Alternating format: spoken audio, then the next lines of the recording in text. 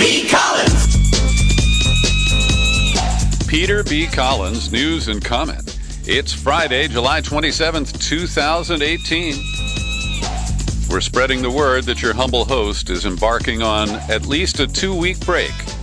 I've got a vacation, a family reunion scheduled starting next week.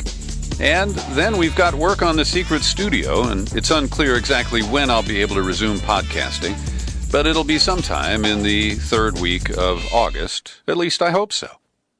Today, I just completed an in-depth interview with Bill Binney. Bill Binney has been talking to me for over 10 years now. Former technical director of the National Security Agency. A man who knows the systems that are in place to monitor our communications, particularly international ones. And Bill Binney comments frankly about the July 13th indictment of 12 Russian intelligence officers of the GRU by Special Counsel Bob Mueller. And he doesn't mince words. Here's an excerpt from my conversation with Bill Binney. Well, the first thing immediately came is, I think it's on page 2 of the indictment. It talks about DC leaks and Guccifer 2 as the basis for basically asserting that the Russians were involved in all of this. Right. And it was very clear to me that was basing that indictment on a fabrication. Guccifer 2 is forensically provable to be a fabrication. So, and we can get into that. I'm sure your listeners would like to know why. But, I mean, when you base an indictment that way, your whole indictment is a fabrication too. Well, I mean, it just shows the character of Mueller and all of the evidence that he thinks he has, and the falseness and fabrication that he's been conducting. That's all. Mm-hmm. I mean, he's been lying to courts, and his agency, the FBI, has been lying to courts from 2001 on, for sure, using the NSA data and parallel construction. That's a perjury charge all along, So, He's been a part of this criminal activity of our government against our Constitution and our people all along. That's Bill Binney, former NSA technical director. No big fan of Bob Mueller, as you can tell. And he doesn't have confidence in the investigation. And in our lengthy interview, it clocks in at, I think, about 50 minutes. We talk about the indictment. We go through some parts of it line by line. He talks about CrowdStrike. He talks about the fabrication of Guccifer 2.0. And he quibbles with the construction of the indictment, particularly when it doesn't get explicit about days and times that it would know from Internet time logs. So there's a lot in the interview. Bill is critical of the FISA court and the way it's been politicized. And there's a great deal that I think you will find. Now, it requires an open mind. If you believe everything Rachel Maddow's been telling her viewers, and you buy into this political conspiracy theory that Russia rigged the 2016 election, you probably will find this deeply frustrating. But even if that is your posture, I encourage you to plow in and hear the other side of the story that the corporate media doesn't share with you.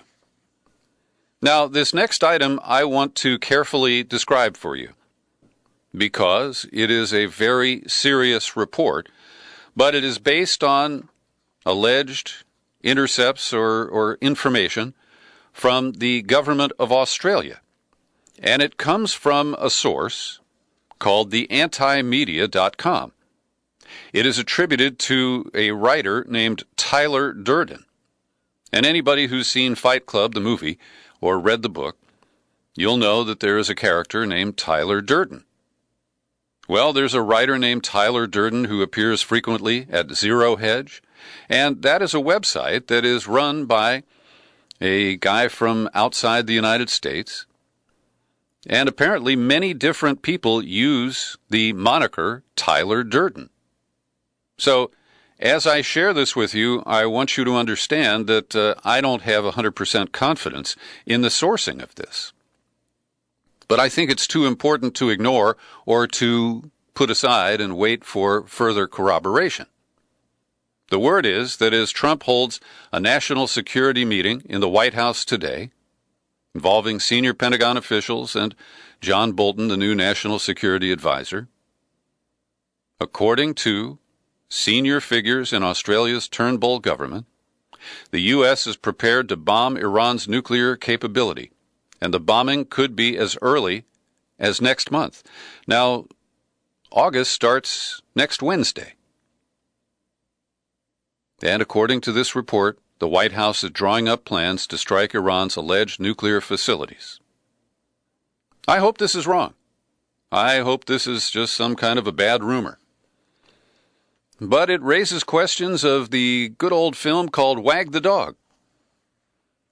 And given the problems that Trump is having, the firestorm of criticism over his Helsinki meeting, the politics of the Mueller investigation, which he dismisses as a witch hunt, and his erratic and bizarre behavior, it's not out of the question that Trump would look to an attack on Iran as a way to change the subject, distract Americans, and create a kind of shift in the national narrative that forces people to look at the Middle East, to look at Iran. Of course, I don't believe there's any basis for an attack on Iran. This is on the wish list of Benjamin Netanyahu. Last time I checked, he's not a part of our government. And so I, again, hope that this report is erroneous and that that isn't what happens while I'm on vacation. But I felt it would be derelict if I didn't share that with you. And here's part of what is making Trump uncomfortable. Michael Cohen, who's made it clear that he is willing to flip. And this is so bizarre and quite confusing, actually, because some of the information and the recording that was released a couple of days ago do not appear to be coming from Michael Cohen or his attorney, Lanny Davis. But the latest that has surfaced involves Trump's bagman, his money man, Alan Weisselberg.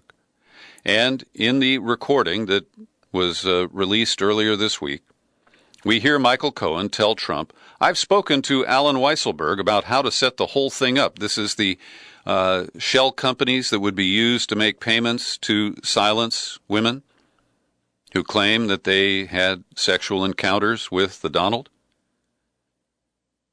And Cohen continued, I spoke to Alan about it when it comes time to the financing.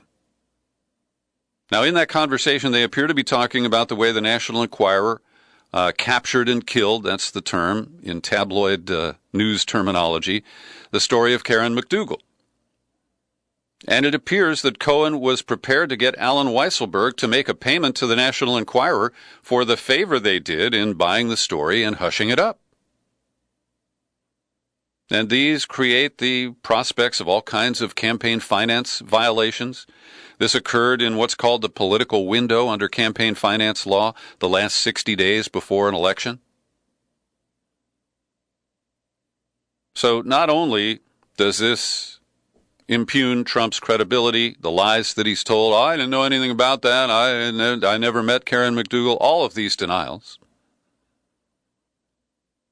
And, of course, it puts him in greater legal jeopardy if somebody was willing to impeach the bastard. So this comes out of the investigation of Michael Cohen, which is not being conducted by Mueller. Michael Cohen has not yet been charged. It's an investigation, and the way this information surfaces, many people believe it's coming from Giuliani and the Trump legal team. Why would they put out a tape that appears to incriminate Trump? Well, it seems they want to use it to impugn the credibility of Michael Cohen. And, you know, I don't extend a great deal of credibility to Michael Cohen to begin with. But if he's got a tape of him talking to Trump about hush money for Karen McDougal, well, that's pretty strong evidence, and it doesn't require a great deal of credibility on the part of a witness like Michael Cohen. And now we hear from Stormy Daniels' attorney, Michael Avenatti, that he represents 3 more women who he says had relationships with Trump and were paid hush money before the 2016 campaign. How many of these stories have to surface before the evangelicals who consider Trump to be some sort of a religious leader, the guy who's going to save their bacon and end abortion in this country? How can they continue to rationalize his behavior and continue to support a man who is so clearly outside of their moral framework? And so as we look at this, the other issue that has surfaced is that Cohen is saying that Trump knew of and approved the meeting between Don Jr., Paul Manafort, and the Russian lawyer Veselnitskaya and her entire entourage. And this, again, appears to be a leak from somewhere in the Trump orbit, permitting the president to lower the boom on Twitter today about Michael Cohen. He said, "I did not know of the meeting with my son Don Jr. Sounds to me like someone is trying to make up stories in order to get himself out of an unrelated jam. Taxi cabs, maybe? That's an inside reference. Michael Cohen owns a bunch of taxi cab medallions in New York City." Trump tweeted on, he even retained Bill and Crooked Hillary's lawyer. Gee, I wonder if they helped him make the choice. So this plot really thickens and stinkens. It's very hard to know what the strategy is, other than change the subject, throw stuff out there. Trump appears to be trying to inoculate people. We already know he's a liar. So what if he lied about the meeting at Trump Tower? Michael Cohen's worse. Gosh, I know I just said that, but I don't even believe it. So we'll just have to see the next installment, and you're not allowed to binge watch. This one comes out one episode at a time. On the front page of Friday's New York Times, headline, "Truce on Trade follows route Obama paved. Trump claims victory in crisis he started." Paragraph 2, Mr. Trump in many ways is taking credit for solving a crisis of his own making. That is, he called a truce with the European Union over trade and put a hold on threats of tariffs. After taking office, the Times continues, Trump criticized the deals of his predecessor and cut off trade talks with the European Union.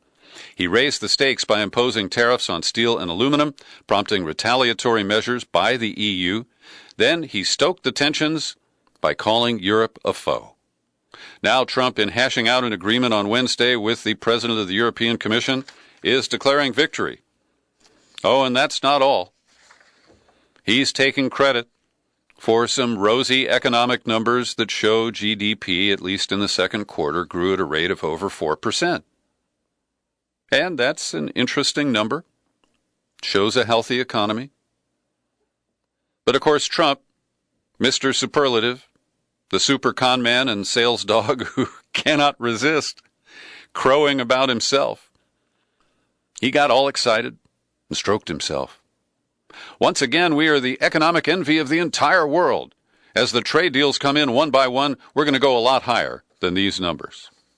Well, when you break them down, it appears that some of the activity was in anticipation of an economic slowdown because of the tariffs and the trade war. So the domestic product rose at a rate of 4.1% in the second quarter, up from 2.2% in the first 3 months, strongest quarter of growth since 2014. Consumer spending is up 4%. Consumer prices or inflation only 1.8%. But exports rose 9%. And many people speculate that that is to get the goods out of the country before the tariffs slam the gates and lift the drawbridge. And many experts don't believe that we will see similar growth in the third quarter. Of course, all that is speculative, and we know that the Trump tax cuts have juiced up the economy by stimulating corporate behavior through stock buybacks. We'll see where it goes. And Trevor Noah nailed it. He said, you know, that Trump, he can fix almost any problem as long as he created it. Vladimir Putin has tried to bail out Donnie, because Donnie yesterday decided to postpone his plan to invite Putin to come back, meet in Washington sometime this fall. So Putin said today that he's invited Trump to come to Moscow, countering the offer to visit the U.S. But even Putin knows that the optics weren't great in Helsinki. At a meeting in South Africa, he said, Trump has, in fact, the same invitation to come to Moscow, and I told him so. I am ready to go to Washington, but I repeat, if the right conditions will be established. So even Putin knows the atmosphere here in the United States. Well, yesterday was the deadline for some 2,500 children to be reunited with their parents, and Team Trump was able to reconnect about 1,800 of them. Some of it is comic or grossly comic. They didn't know how many kids were in the Bronx in New York. They put a bunch of them in vans and they drove them to the airport, but they didn't have enough tickets reserved. And then they drove some of the kids to another airport, and some of them got on a plane. And then the rest of those kids had to be driven back to the place where they'd been rousted at 10 p.m. They spent all night roaming around New York in vans, but they haven't been reunited with their parents. And Trumpco's playing games with the stats by claiming that 711 children were not eligible to be reunited with their parents. In another smack at honest and respectable immigrants, those who hold H-1B visas, that's a big, big sop to corporate America. Silicon Valley is loaded with people from Asia who have H-1Bs, some from Europe too. And now, for no particular reason that I can understand, the Trump administration is announcing that they are going to end the granting of work permits to the spouses of H-1B visa holders. So there's a case cited in The Guardian today of a woman named Kavya Joseph.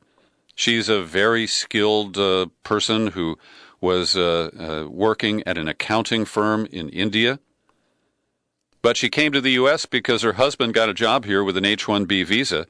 She got an H-4 visa that was carved out under the Obama administration through a special rule.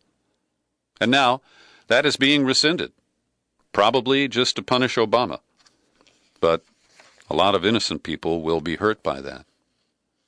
Every day I pause for a second to thank the people who support my work here at the Peter B. Collins Podcast with your subscriptions. Great people like Judy Holloway, Carla Mahoney, Benny Alto, and Patrick Garay. They each kick in $5 a month. If you have $5 extra that you could send to your humble host, I'd be much obliged. Just visit peterbcollins.com. Find the menu button, click on it, then click on Become a Subscriber. You land on the sign-up page, and you can quickly execute a subscription for $5, $10, $20 a month. The $50 annual earns you a copy of John Dist's new hot rock and roll CD called American University. It's themed on the Kennedy administration, the assassination, and the cover-up. Some pretty powerful music there. When Scott Pruitt resigned from the EPA in disgrace during the July 4th break, he was replaced by an acting administrator, Andrew Wheeler. And Wheeler has a history of being a lobbyist for the coal industry and has done a lot in Washington to unravel environmental regulations. So I would call this nearly shocking to learn that Andrew Wheeler has ordered a reversal of one of the last maneuvers that Scott Pruitt made before he left office. Pruitt had told manufacturers of what are called glider trucks. These are brand new trucks that come without an engine and a transmission, and they install old engines and transmissions in them. These old engines are polluting like crazy. And they carved out some exemptions to allow as many as 10,000 of these gross polluters to be added to the fleet every year. So, to his credit, Andrew Wheeler has reversed that controversial decision. Call me surprised. Well, we've been watching every day for news from London about the fate of Julian Assange. He, of course, lives at the mercy of the president of Ecuador, whose name is Lenin Moreno. Moreno visited London, and then he went on to Madrid. And boy, are they pissed at Assange in Madrid, because he supported the aspirations of the separatists in Catalonia, and Madrid pressured Ecuador, which then cut off internet and all other communications for Assange several months ago. So, in comments that have been picked up by The Guardian and by Reuters, one anonymous source says the situation is very serious, things are coming to a head, and that things are not looking good. Now, that doesn't really mean a whole lot. And here's another almost meaningless statement from the Foreign Ministry of Ecuador. Quote, the Ecuadorian state will only talk and promote understanding about Assange's asylum within the framework of international law, with the interested parties' lawyers, and with the British government. At the moment, due to the complexity of the topic, a short or long-term solution is not in sight. So, status quo for now. Also in the UK, Jeremy Corbyn, the leader of the Labour Party, is being hammered. A triple play by Jewish newspapers in London today. All three, the Jewish News, the Jewish Chronicle, and the Jewish Telegraph, published the same scathing commentary on their front pages under a headline, United We Stand. And they are attacking the Labour Party for what they see as its failure to stamp out anti-Semitism.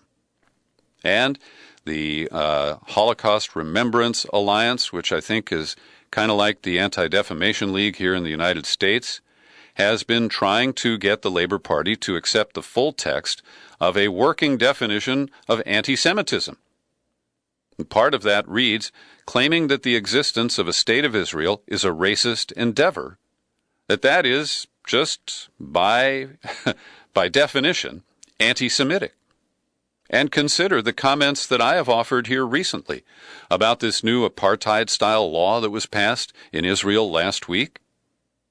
Is it racist for me to call that law, to call it apartheid? And does that make me an anti-Semite? I think not. But in the extreme view of some Zionists, I'm sure that is their position. The United States has restored aid to the nation of Egypt. Secretary of State Rexon Tillerson last year put a freeze on about $200 million in military aid to Egypt in protest of the human rights record. And it's awful. The new strongman who Obama supported in a coup after the elected government of Mohammed Morsi was overthrown, Abdel Fattah al-Sisi, has cracked down, used mass arrests, mass trials, mass incarceration, and the U.S. says, everything's fine. No problem. Here's your money, Sisi. Over on the Me Too agenda, the latest target is Leslie Moonves. Les Moonves is the CEO of CBS. And he faces an inquiry now. We don't know the specifics because the board of CBS issued a statement without identifying Moonves, and the Hollywood Reporter tells us that the New Yorker is about to publish an article detailing allegations of sexual misconduct against the CBS boss, and shares of the network fell by more than 6% after the report today. And compare this. And I'm not trying to rationalize or suggest that I approve of the reported behavior of Charlie Rose.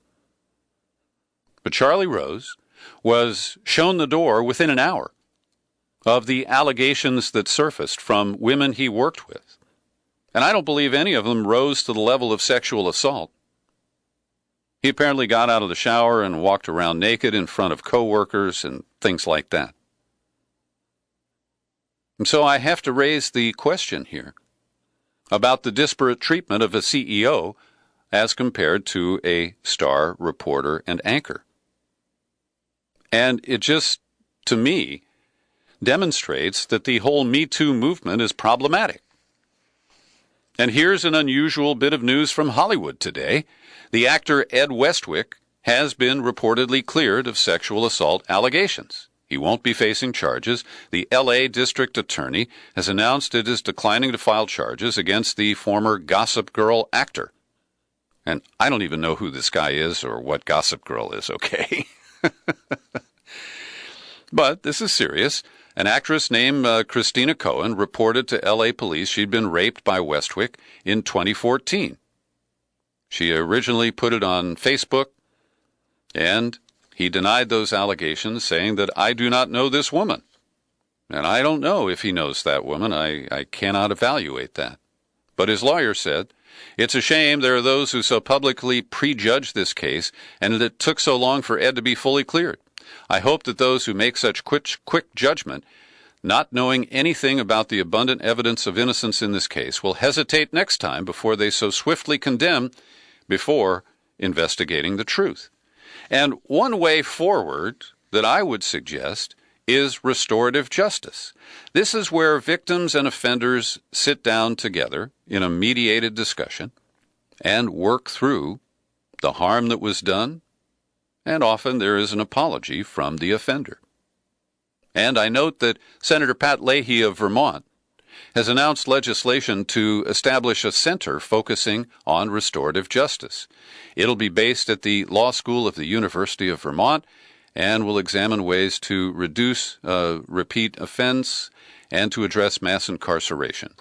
I fully support that effort. A federal judge has announced that a trial will go forward on a challenge to the Department of Commerce, which manages the United States Census, because the Trump administration wants to insert a question about citizenship. And everybody knows that if you do that, residents of this country without documents will likely decline to participate in the census, particularly the way ICE operates these days. And the plaintiffs in the case, who are state and local governments, who believe that undercounting their residents will lead to harm to their communities. In simple terms, the distribution of federal tax dollars will be affected. And they say that adding the question would fatally undermine the accuracy of the head count because both legal and undocumented immigrants would refuse to fill out the form.